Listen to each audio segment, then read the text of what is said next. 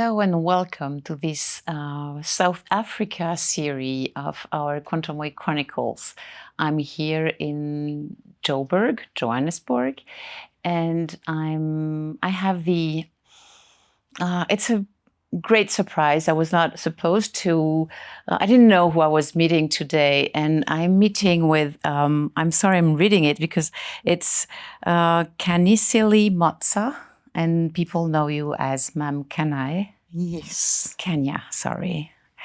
And I'm really, thank you for accepting to do this interview with me, or this conversation, and to talk about this incredible job or this incredible mission you are on. You were saying just before we met, just before we started, that you didn't really choose to do what you are doing. So maybe we can start with that. What is it you're doing nowadays for those children, those street children? Thank you so much. What I'm doing is help children, vulnerable children. As we know, the situation in South Africa. Long time it was HIV and AIDS. There were so many orphaned children who were left without anybody to assist. So my work is just to help children, and they grow up and become really women. And like now, 25 years down, we helping also boys. We come across boys. So you started with helping girls that Yes, you met in the street. that's right. Maybe in a nutshell, just maybe tell a little bit of this story, how everything started for you. I won't go into depth, but I was not into charity. I had my business, import and export, which was supporting my biological children. But when I met children who were called prostitutes, it didn't stay well with me because I don't believe a normal human being can call a child a prostitute. So that's what attracted me to this, that I wanted to know why they call children prostitutes. And my getting into it, I thought I was having a message for parents. Because if you are a parent, you are alive, you cannot allow your child to be on the street or to be called a prostitute. So that's when I realized that those children were orphaned children. They didn't have anyone in life to defend them. So that's why I'm doing it. I've been doing it for 25 years now, helping children and to educate them. And you were, what I find really interesting, and maybe to unfold this story of yours and of those children, you approached them in a very special way, in a very respectful way. Can you just tell us this story of your first meeting with them, or your first connection with them?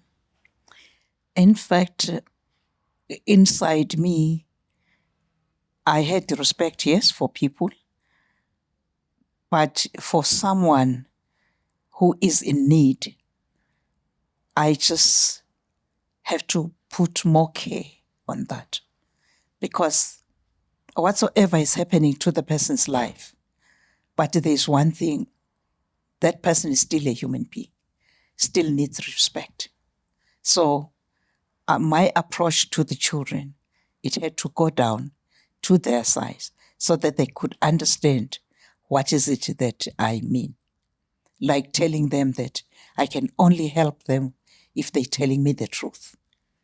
That is part of them understanding that if they're talking to me, they're talking to a person. We've got these differences that if you are lying, no, I'm not there. But if you're telling the truth, I'll be with you. So that's why I'm helping them, because they're telling me the truth. But the first thing you're giving them is food and a place to rest and a place to feel safe. Yes. And in our home, what we do. So you say a home. So what is the home? What is your home? What My home, now we have two homes. We've got a home for girls where when we get them from wheresoever they come from, we give them food, accommodation, and education comes after. But number one, we have to help you as a person so that you understand. Then you can make a decision whether you want to be educated or you want to do anything. And if you don't want to stay with us, you are free to say no. Because I know that forcing a person to something doesn't work. But working with a person with love, that person can read love, can understand love. Fortunately, love can talk all the languages in life. So that's why we continue. So it's Home of Hope. Home of Hope for girls. Home of Hope for girls. Yes. Yes. And you have one for boys? No, with boys, we keep them with other organizations that take care of boys. But we do our own counseling. We do our own enrolling in different schools. We make sure that they get what the girls are getting on the other side, especially the truth about life, that things don't just drop from the sky. You have to take responsibility also. When someone is giving you love, you also have to show. So prostitution of young children, and we can say it's children. What age are they when you go to them in the street or when they come to you? Now, you know what, with the type of abuses that we have in South Africa, the gender-based violence, it's really a pandemic. You don't even know the ages where it starts. But I'll talk now in general, that now we call it pornography and whatsoever. That goes with all these, where these people, the same people, they end up prostituting the children. And so Home of Hope is helping each and every child that is being sexually abused, being commercially sexually exploited, or being trafficked for the same purpose, or being trafficked for any other purpose. We get in between there and we help the children. That's what we do. Because what is interesting in life, a child is a child, no matter what. A child needs an adult to assist. And how many children do you help and get out of this nightmare? I've helped so many children.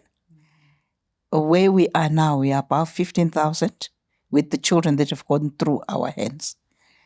And then now at the moment, we're having 80 children between the two homes that we have.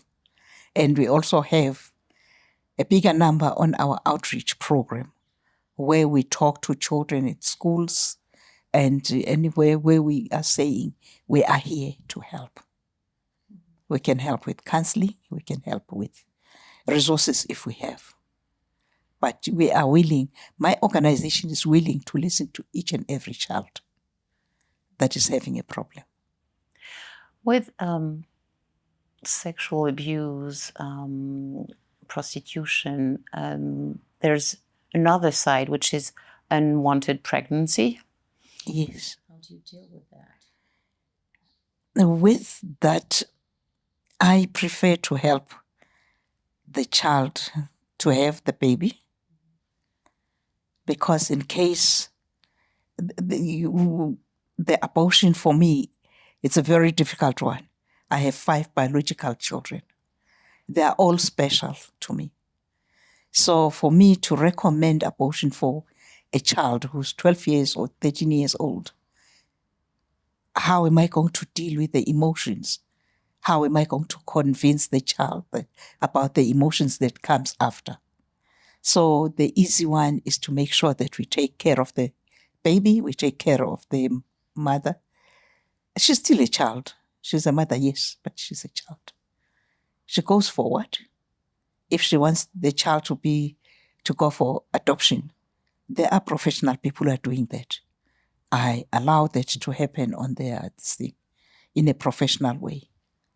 But for me, is to help them mentally and spiritually in a way, to tell them the truth about life so that they can manage to stand on their own. What is the truth about life? You mentioned it just before, but what do you call the truth about life? The truth about life is taking responsibility. Responsibility about your actions. Responsibility about your surrounding, your outcome, everything around you. You have to be responsible to an extent that even cleanliness needs you as a person.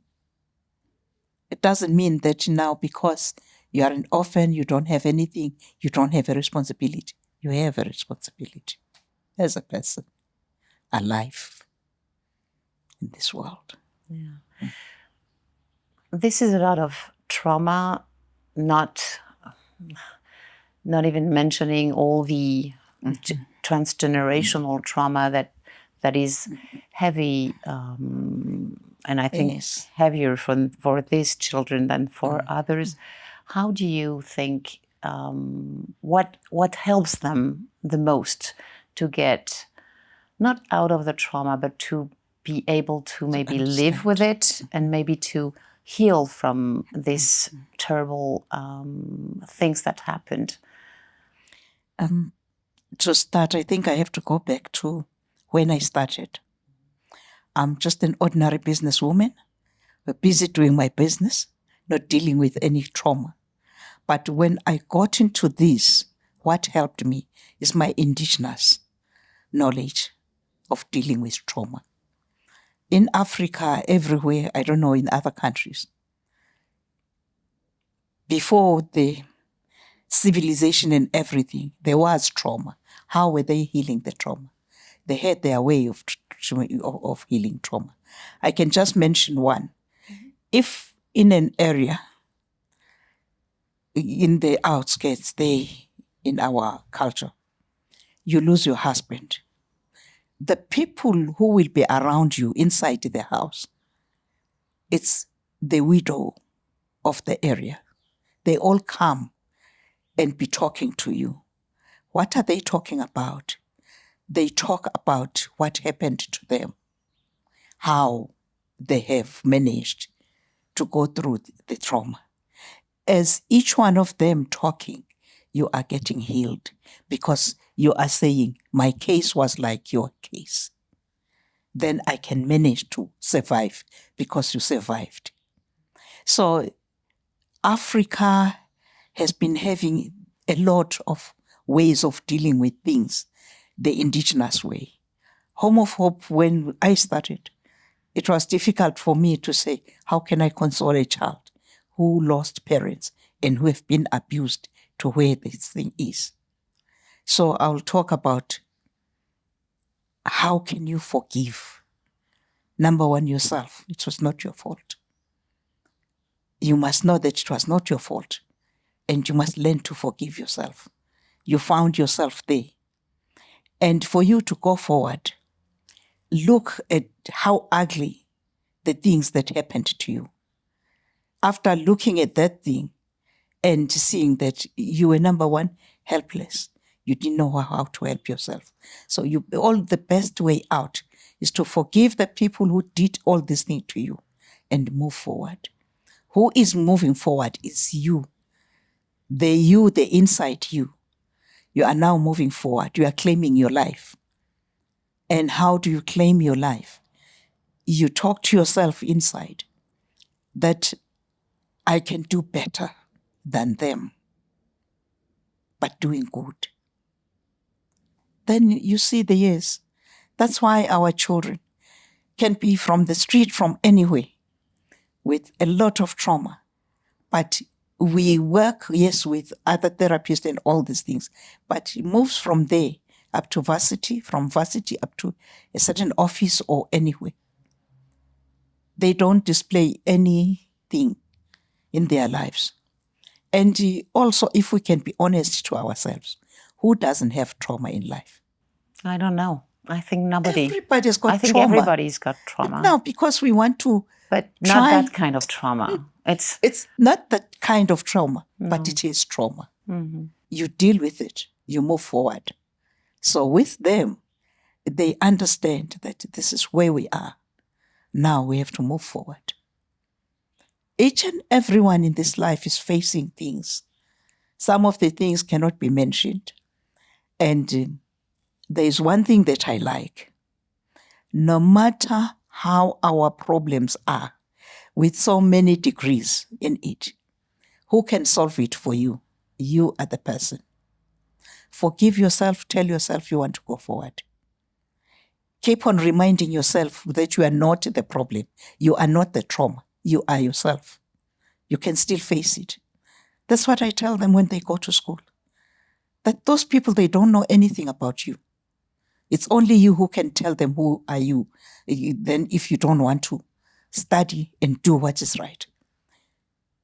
That's why whenever we do things at Homophobe, we sing, we dance, we do a lot of things. Because we're claiming ourselves that we are who we are, not the trauma. Forgiveness is kind of the hardest thing to do. Forgive ourselves and forgive to the perpetrator. How do you I have the feeling that you give them love as you're their mom. They call you Mam. People around you call you Mam also. So there's a special bond and they trust you. But even though sometimes it's very hard to forgive to people who harmed us so much. So what can help or what help them? You know what helps the most? This thing happened 2 years ago to you. Do you want to go and fetch it, bring it back to today? The only way you can fetch it back is through your mind. So now, if you sit down and look at yourself, that I don't want to go back there. So let me make sure that with my mind, I don't go back there. I just forgive them and forget about them. I don't need them now. Okay, I didn't need them that time, but also I don't need them now. What is it that you need? You can picture yourself. Sit down with yourself and give yourself time. And there's something that I started when I started this, because I was seeing I cannot talk to them together, do a group work with a child you don't know very well. So I do the one-on-one.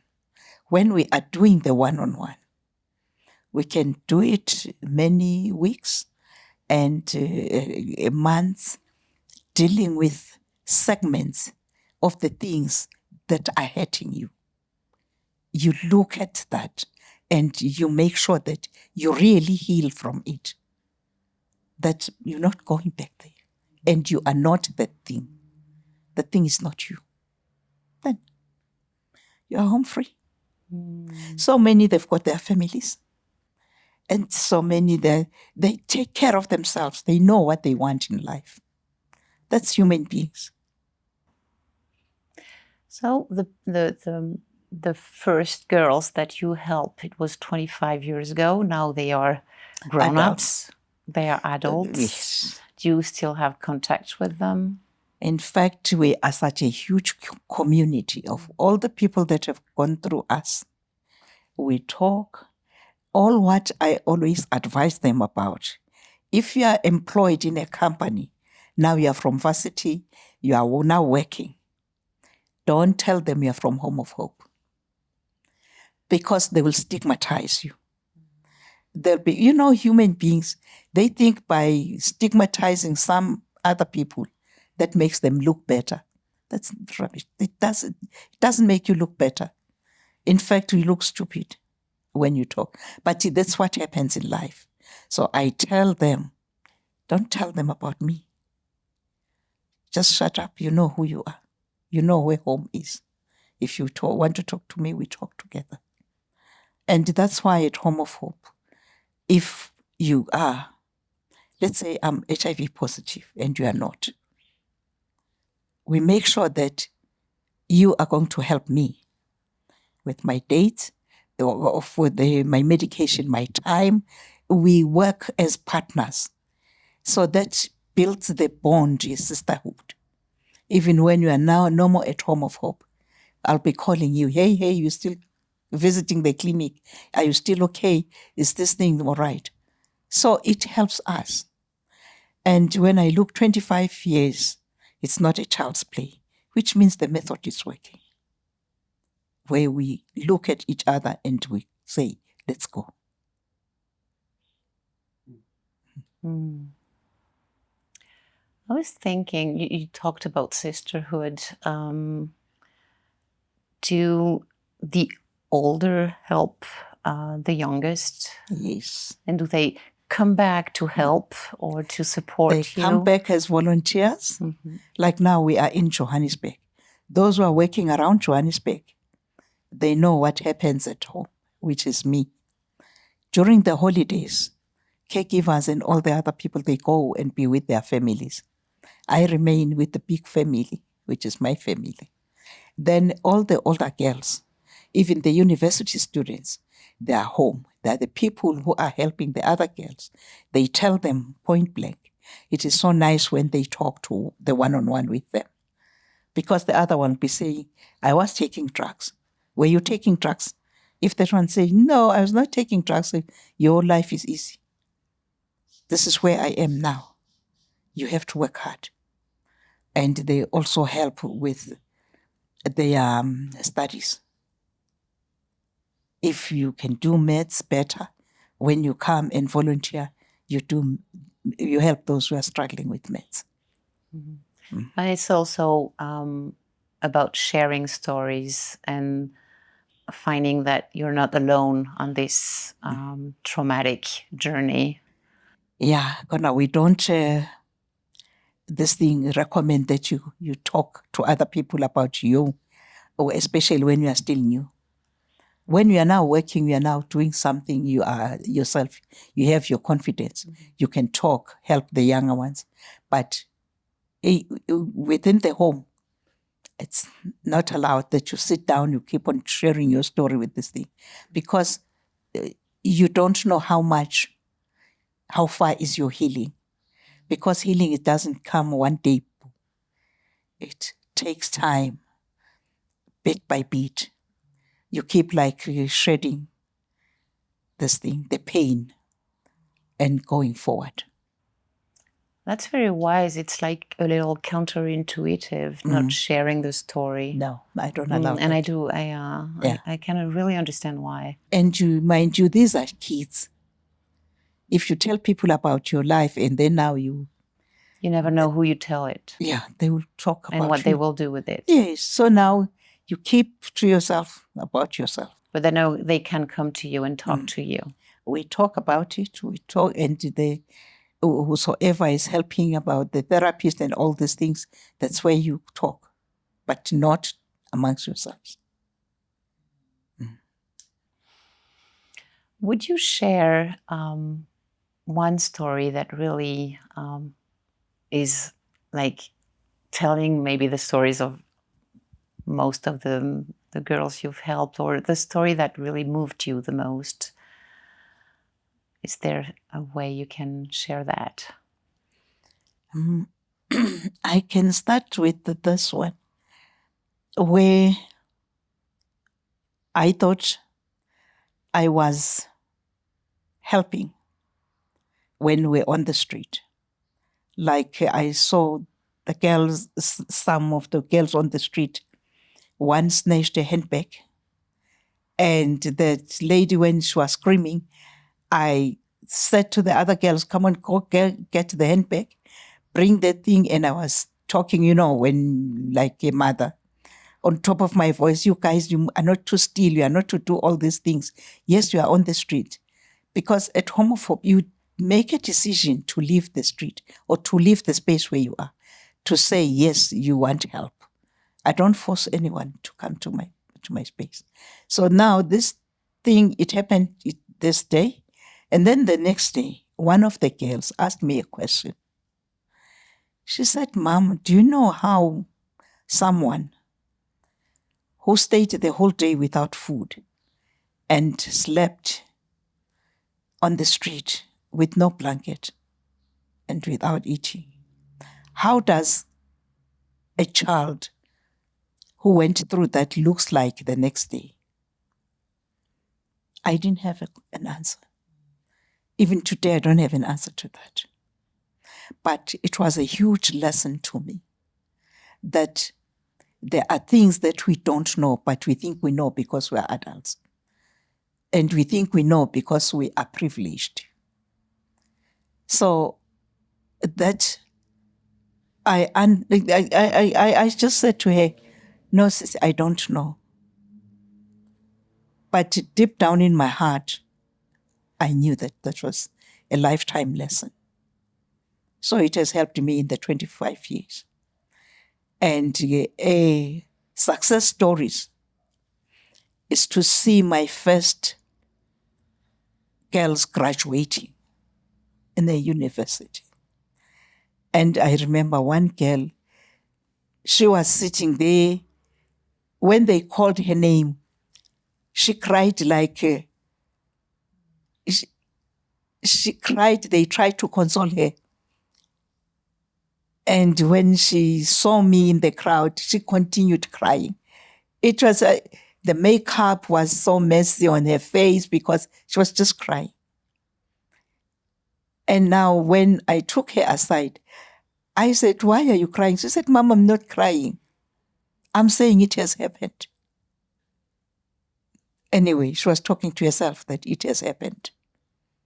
Finally, she was out. Yeah. She graduated from university. Yes. From the street. Yeah. From there to there. Nobody knew the history except me. Yeah. So now. So you knew what she was crying. I knew. Yeah. When she told me that I'm not crying, I'm saying it has happened.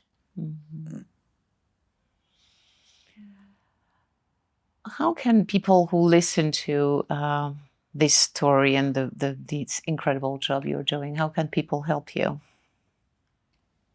Yeah, they can help us. I'll give you our website. Through the website. In fact, a person who can help us is someone who understands that wheresoever you are, there is someone who needs you. And wheresoever you are, there's someone you can help. I didn't start helping girls or children because I had money, because I had a lot of money. No, I had myself, that I was there. All what I was telling myself, that I won't let them suffer as long as I'm still alive. And why are we so alive? We are here just to breathe in and out. I think each and everyone has got a responsibility. We don't know what is it. What's your responsibility? But we need to take care of each other. We really appreciate people assisting us. We need almost everything in life. But by so saying, I'm not saying we're not happy. We are happy. You are helping, and I hope people will help you Yes. in return. And thank you really for saving those precious lives. Thank you. Thank you very much. Thank you so much. Appreciate it. Yeah. So if you want to help Home of Hope, please go to their website, and I'm sure you'll find the way to help this incredible project. It's South Africa, but I think those kind of projects are needed everywhere. People are doing that, helping people from the street. It's not an easy job, but it's incredible. It's a needed job that we have to do, help children get out of that and get out of the street and go back to play and study and be human and be adults, grown-ups. Thank you. 9, 8, 7,